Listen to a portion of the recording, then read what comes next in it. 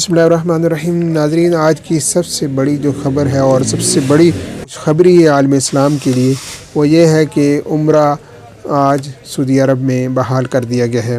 कि corona virus के बाद तकरीबन निस्फ बरस के बाद ये उम्रा जो है वो बहाल किया जा रहा है, और इस अमर का ऐलान आज से 1-2 हफ़्ते कबल सऊदी हुकूमत ने किया था कि 4 अक्टूबर बरोज़ इतवार उम्रा बहाल कर दिया जाएगा। चनांचे ये उम्रा आज से बहाल हो गया है। इस उम्रे के लिए 15 मिनट में 100 अफराद की उम्रा करने की गुंजाइश रखी गई है, और 1 घंटा में 400 अफराद उम्रा कर सकते हैं। इस तरह योमिया 6000 अफराद को उम्रा करने की शहादत मिल जाएगी। लेकिन याद रहे कि ये उम्रा की ये शहादत सिर्फ़ सऊदी शहरियों के लिए और सऊदीया में मुकीम गैर मुल्कियों के लिए है, और इसके बाद कोरोना वायरस के सूरत हाल देखी जाएगी, और उसके बाद ही अगले माह ही अंदाज़ा है कि वो मुल्क भी उम्रा के लिए सहूलत फराहम कर दी जाएगी।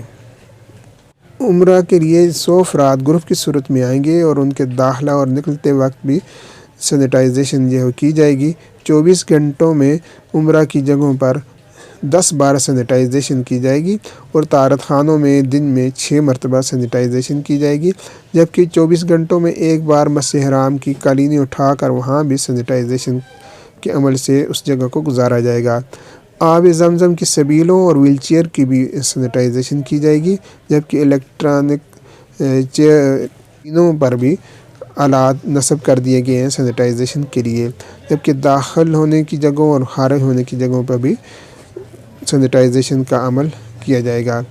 आब ज़मज़म की बोतलों का भी तकसीम का एहतमाम किया जाएगा, लेकिन सफाई सुथराई के साथ, और सफ़ों का एहतमाम सोशल डिस्टेंस के साथ होगा।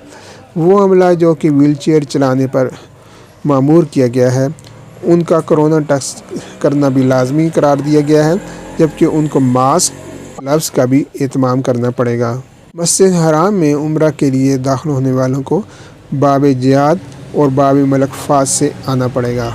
इस तरह उम्मत मुसलमा की दिली जो ख्वाहिशात हैं वो आज से पूरी हो रही हैं, और उम्रा बहाल किया जा रहा है। मस्जिद हराम की वीरानी किसी से देखी नहीं जा रही थी, तो अल्लाह ताला ने करम किया है, और मस्जिद हराम में आज से उम्रा बहाल कर दिया गया है, और जिसके कुछ अरसे बाद इंशाअल्लाह बैरून मुल्क से आने वालों के लिए भी उम्रा बहाल हो जाएगा।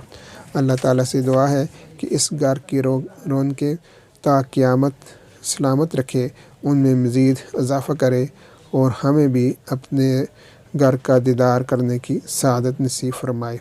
आमीन।